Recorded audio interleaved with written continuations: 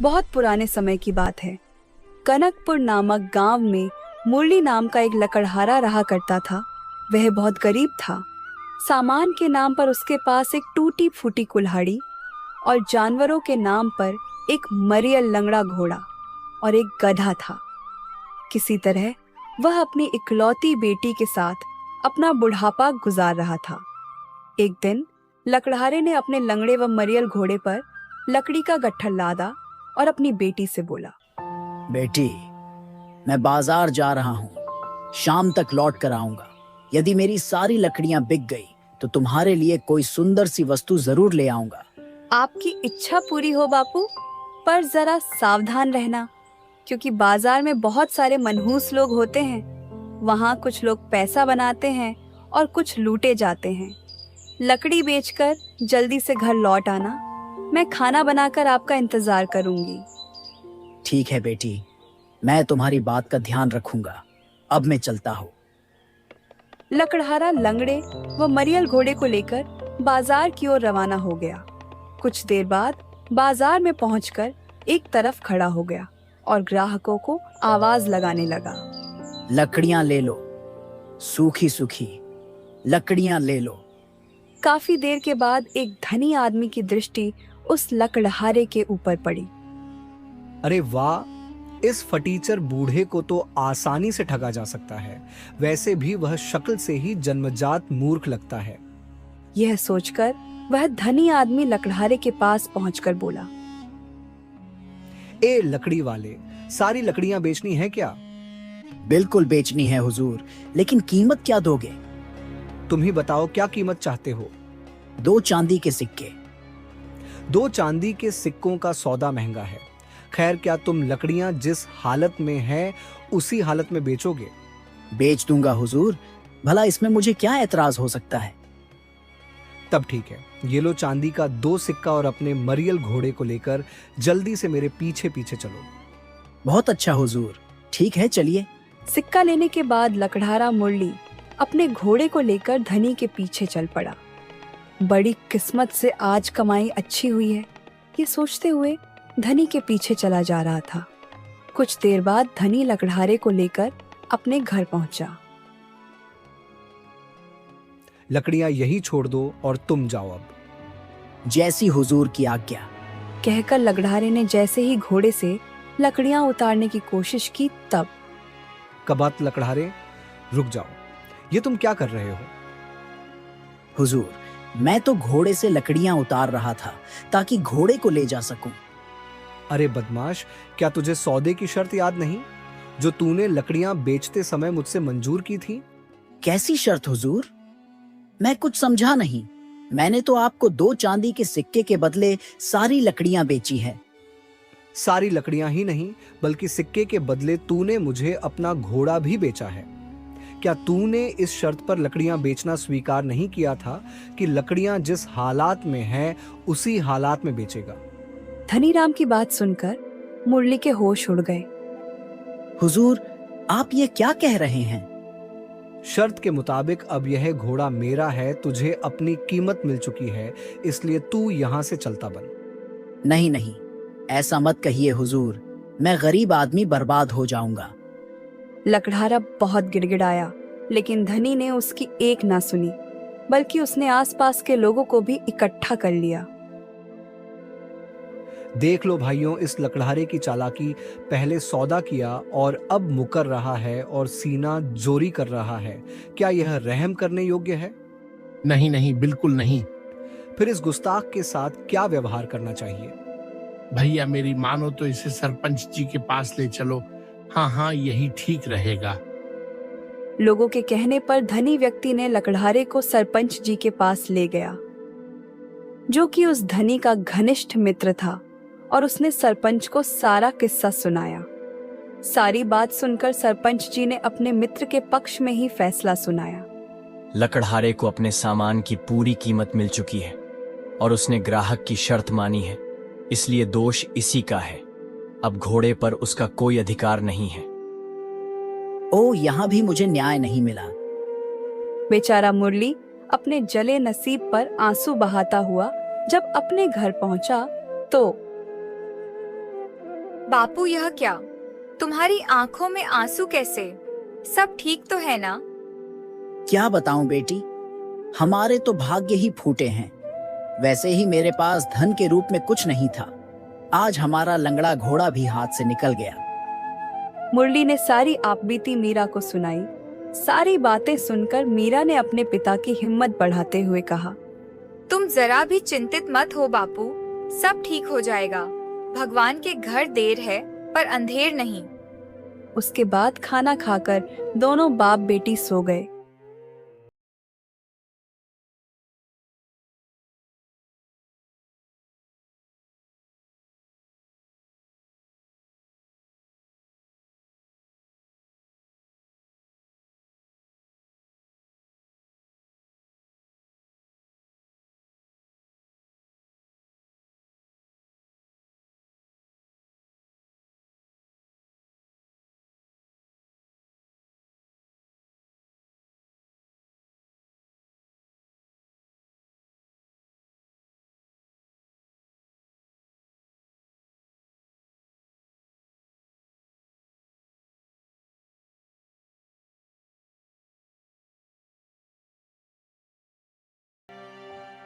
लकड़ियाँ ले लो, सूखी सूखी लकड़ियाँ सस्ते में ले लो। उस रोज भी वह धनी आदमी किसी को ठगने के विचार से बाजार आया हुआ था। उसने लकड़ियां बेच रही मीरा की ओर देखा। वाह भगवान, आज फिर से एक शिकार मेरे लिए भेज दिया। कल लंगड़ा घोड़ा मिला था, आज लकड़ियों के साथ पूरा गधा मिल जाएगा। इतना सोचकर धनी व्यक्ति मीरा के पास पहुंचा। अरे लड़की, क्या अपनी लकड़ियां बेचनी है? क्या कीमत है इनकी? चांदी के 3 सिक्के हुजूर। महंगा सौदा है, क्या दाम कुछ कम नहीं करोगी? सौदा 4 सिक्कों में भी आपको महंगा नहीं पड़ेगा हुजूर। लकड़ियाँ बिल्कुल सूखी हैं, मंजूर हो तो बोलिए। ये लड़की तो बहुत सियानी लग रही है। खैर कोई बात नहीं, जल्दी इसकी सारी अक्लमंदी गायब हो जाएगी। धनीराम सोच ही रहा था कि मीरा बोल पड़ी। क्या सोचने लगे हुजूर? जल्दी बताइए, वरना मैं किसी दूसरे ग्राहक को आवाज दूं। ठीक है, मुझे 3 सिक्कों में सौदा मंजूर है, लेकिन यह लकड़ियां जिस हालत में हैं, उसी हालत में बेचनी होगी। क्या तुम्हें मंजूर है? धनीराम की बात सुनकर चतुर मीरा चौंक उठी। तो यह वही बेईमान धनी आदमी है। आज इसकी खैर नहीं, ऐसा बदला लूंगी कि जीवन भर याद रखेगा। मीरा सोच ही रही थी कि तभी धनी बोल पड़ा। अरे लड़की, जवाब जल्दी दो, मेरे पास फालतू वक्त नहीं है। ठीक है हुजूर, बेच दूंगी, लेकिन मेरी भी एक शर्त है। वो ये कि आप भी मुझे पैसे उसी हालत में देंगे जिसमें वो होंगे। मीरा की बात सुनकर धनी मन ही मन चौंक उठा, लेकिन फिर किसी विचार के आते ही मुस्कुराता हुआ बोला, ठीक है, मुझे तुम्हारी शर्त मंजूर है। देर ना करके अपने गधे को मेरे पीछे पीछे लेके चलो। मीरा भी अपनी गधे को सेठ के पीछे पीछे लेकर चलने लगी। बेईमान कहीं का, अपने आप को बड़ा होशियार समझ रहा है। जब वास्तविकता सामने आएगी तो खून के आंसू रोएगा। मीरा सोचते हुए धनी के घर पहुंच गई। हुजूर, लकड़ियाँ कहाँ रखूं? अरे मूर्ख लड़की, तूने क्या सौदा किया था? शर्त भूल गई क्या? मैं याद दिलाऊं। बिल्कुल ही भूल गई थी, माफी चाहती हूँ।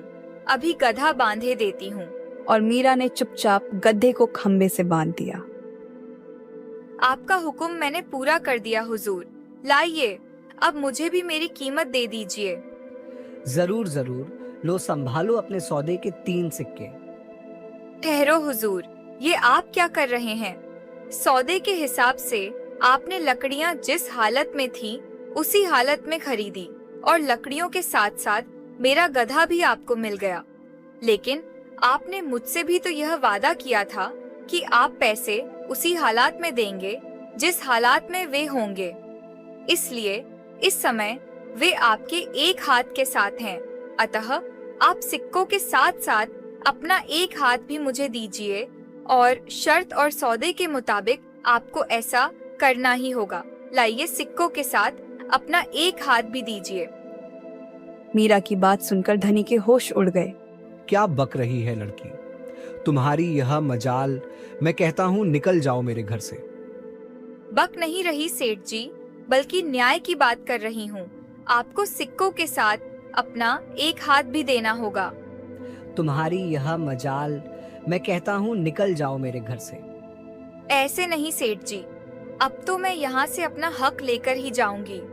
और मीरा जोर जोर से चिल्लाने लगी।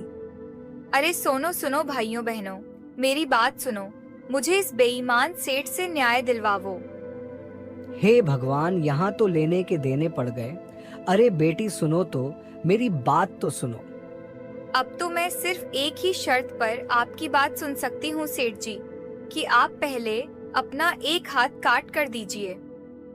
अरे बेटी, हाथ के बदले मैं तुम्हें एक घोड़ा, तुम्हारा गधा, सारी लकड़ियां और इन सबके साथ 4-4 चांदी के सिक्के भी देने को तैयार हूँ। भगवान के लिए लोगों को इकट्ठा मत करो। मीरा भी अपनी जिद पर अड़ी थी। नहीं सेठ जी, मुझे यह सब चीजें नहीं, बल्कि तुम्हारा एक हाथ ही चाहिए सेठ जी। लगता है आज यह 2 टके की छोकरी मेरा सत्यानाश करके ही छोड़ेगी। मीरा और धनी का शोर सुनकर देखते ही देखते आस पड़ोस के बहुत सारे व्यक्ति वहां जमा हो गए और मीरा ने उन्हें सारी बात सुनाकर अंत में बोला, अब आप सभी फैसला करें कि शर्त के मुताबिक मुझे सिक्कों के साथ साथ इसका एक हाथ भी मिलना चाहिए या नहीं। हाँ हाँ, मिलना चाहिए सेठ। कल इसी शर्त के मुताबिक तुमने एक गरीब लकड़हारे से उसका घोड़ा प्राप्त किया था। आज तुम्हें भी अपने हाथ को इस लड़की को देना होगा। बिल्कुल देना होगा, वरना हम तुम्हें जबरदस्ती सरपंच जी के पास ले चलेंगे। क्यों भाइयों? हाँ हाँ, हम भी साथ चलेंगे। सरपंच जी का नाम सुनते ही धनीराम का चेहरा प्रसन्नता से खिल उठा। ठीक है, मैं अपनी इच्छा से सरपंच जी के पास चलने को तैयार हूँ।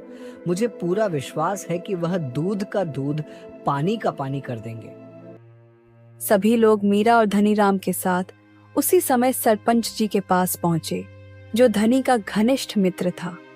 और इस बात की किसी को खबर नहीं थी, लेकिन वह भी सारा किस्सा सुनकर उलझन में पड़ गया। यदि मैं मित्र का पक्ष लेता हूं तो सारे लोग मुझे अधर्मी और न्यायहीन समझेंगे, और यह बात महाराज तक पहुंच गई तो मेरी खैर नहीं।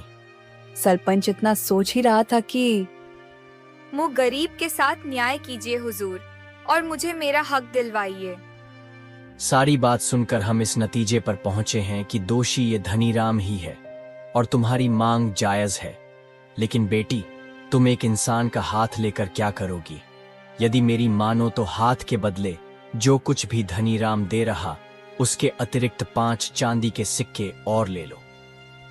नहीं सरपंच साहब, मुझे तो शर्त के मुताबिक इसका एक हाथ ही चाहिए।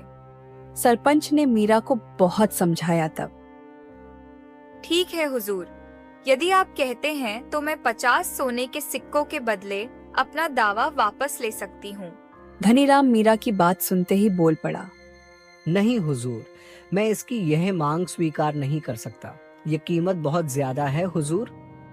यदि यह कीमत इसके एक हाथ से ज्यादा है तो मुझे एक हाथ ही स्वीकार है।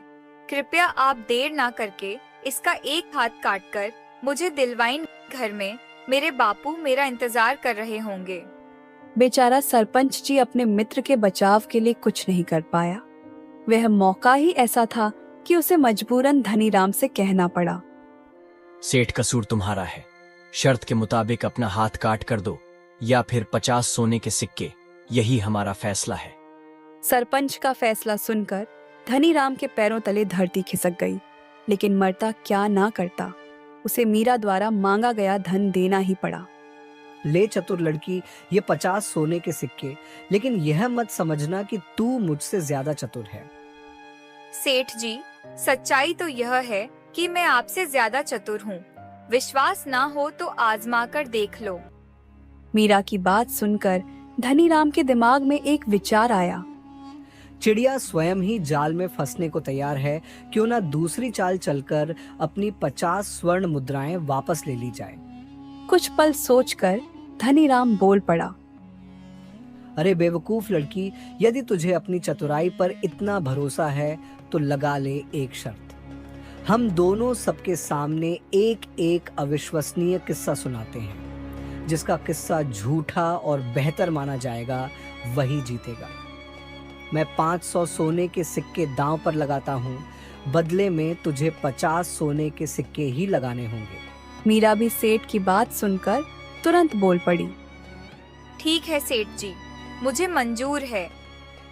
लेकिन 2 शर्त तुम्हें और भी याद रखनी है। एक तो यह कि हम दोनों में से कोई भी एक दूसरे को झूठा नहीं कहेगा। दूसरी है कि यहाँ मौजूद किसी भी व्यक्ति ने यह कह दिया कि यह किस्सा सच है तो फौरन वे हारा हुआ माना जाएगा। अब बोल, तू तैयार है? मैं इन दोनों शर्तों पर भी आपसे चतुराई का मुकाबला करने के लिए तैयार हूँ सेठ जी। उनके इस मुकाबले के बारे में सुनकर सरपंच जी भी अपने मन की प्रसन्नता को छुपाता हुआ तुरंत बोल उठा। मैं और गांव वाले तुम दोनों के बीच फैसला करने को तैयार हैं। अपना किस्सा सुनाओ। सरपंच का इशारा समझ धनीराम मन ही मन प्रसन्न हो उठा और अपनी कहानी सुनाना शुरू कर देता है। एक बार मुझे अपने घर में मक्के के 2 दाने पड़े मिले। मैंने उन्हें खिड़की से बाहर फेंक दिया, लेकिन कुछ ही दिनों में उन दोनों से अंकुर फूट पड़ा। 1 हफ्ते में ही मेरी खिड़की के सामने मक्के के पौधे इतने घने और ऊंचे पेड़ों के रूप में उग गए कि उसका एक जंगल सा बन गया। उस मक्के की जंगल में ऊंट सवार और घुड़सवार कोई भी जाता तो कई कई दिनों तक भटकते रहते। हे भगवान, यह कैसा घना मक्के का जंगल है, निकलने का रास्ता ही नहीं दिखाई देता। धनीराम का किस्सा जारी था। एक बार ऐसा हुआ कि मेरी 10 बकरी मक्के के जंगल में घुस गई और सारी बकरियां गायब हो गई। मैंने जंगल में घुसकर उन्हें कितना ढूंढा, पर बकरियों का नामो निशान तक न मिला। जब फसल का काटने का समय आया तो मेरे नौकरों ने फसल काट ली, लेकिन फिर भी मेरी खोई हुई बकरियां मुझे नहीं मिली। उसके बाद मैंने अपनी बकरियों का ख्याल ही छोड़ दिया।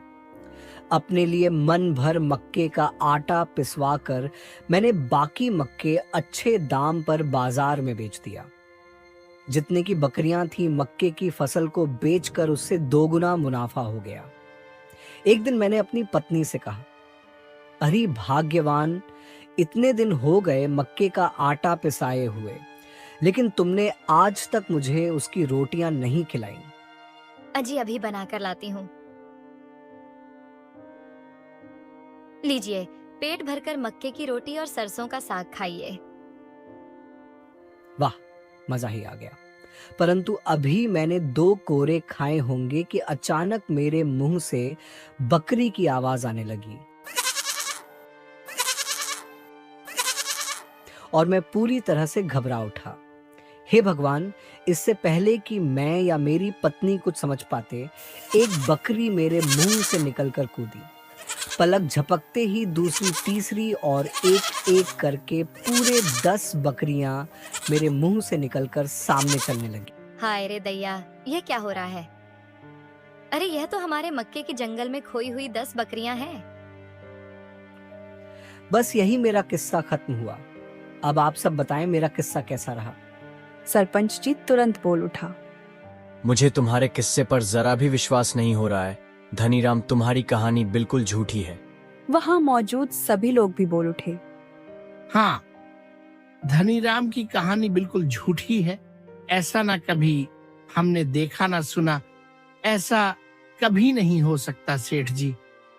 वाह, बन गया काम। लड़की को तो मेरी कहानी को सच बतानी पड़ेगी, वरना उसे हारना ही होगा। धनीराम इतना सोच ही रहा था कि मीरा बोल पड़ी।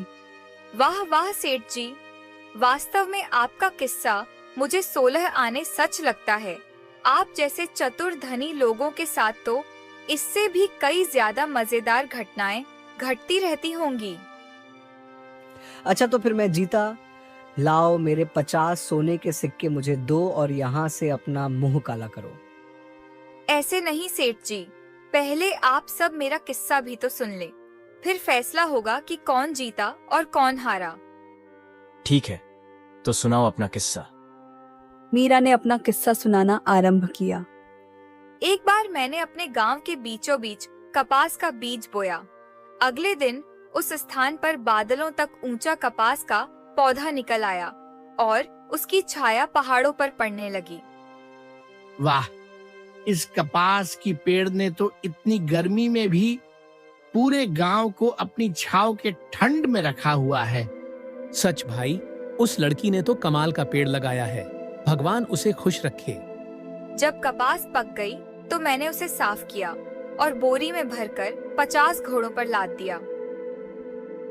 भैया, अब तुम इन कपास को ले जाओ और शहर जाकर सारा कपास बेच आओ। मेरा बड़ा भाई अपने घोड़ों का कारवा लेकर शहर की ओर रवाना हो गया। मेरा भाई चला तो गया, लेकिन 5 साल तक मुझे उसकी कोई खबर नहीं मिल पाई। पता नहीं मेरे भैया के साथ क्या बीती होगी। अब किसको राखी बांधा करूंगी। लेकिन हुजूर, अभी कुछ ही दिन हुए मुझे उड़ती हुई खबर मिली कि रास्ते में किसी धनी आदमी ने उसे लूटकर मार डाला। मीरा की कहानी सुन सरपंच समेत वहां के सारे आदमी चौंक पड़े। हाँ हुजूर, बड़ी बदकिस्मत हूँ मैं। मैंने तो हत्यारे को ढूंढ पाने की आशा ही छोड़ दी थी, परंतु भाग्य ने मेरा साथ दिया और मुझे उस हत्यारे के बारे में मालूम चल ही गया। क्या? कौन है वो खूनी दरिंदा व बेईमान? और कोई नहीं हुजूर, यही धनी व्यक्ति है जो सबके सामने खड़ा है। इसने अपने मक्के के जंगल में ही मेरे भाई की हत्या की थी। तभी सरपंच जी और अन्य लोग चिल्ला उठे। नहीं नहीं, हम तुम्हारी बात को किसी तरह सच नहीं मान सकते लड़की। हाँ हाँ हुजूर, इस लड़की की कहानी बिल्कुल झूठी मालूम पड़ती है। ऐसा कभी सच नहीं हो सकता हुजूर। यदि मेरी बात झूठ है तो सेठ जी से ही पूछ लीजिए। मीरा की बात सुनकर बेचारे सेठ की आंखों के सामने अंधेरा छा गया। उफ, बुरा फंसा अपनी ही जाल में। यदि मैं इसकी बात को झूठ कहता हूँ तो मुझे इस चतुर लड़की को 500 सोने के सिक्के देने होंगे, और यदि सच कहता हूँ तो उससे भी बुरा होगा। यह लड़की अपने मरे भाई का हर जाना मांगेगी। साथ ही रुई से लदे 50 घोड़े भी मुझे ही देने पड़ेंगे, और हो सकता है इनकार करने की दशा में मुझे फांसी पर भी लटका दिया जाए। सेठ अपने आप को कोसते हुए सोच ही रहा था कि मीरा बोल पड़ी। क्या सोच रहे हैं सेठ जी?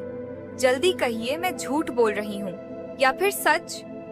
मीरा की कहानी जल्द ही सरपंच जी की समझ में आ गई। इस लड़की ने तो बड़ी चतुराई से फांसा है मेरे मित्र को।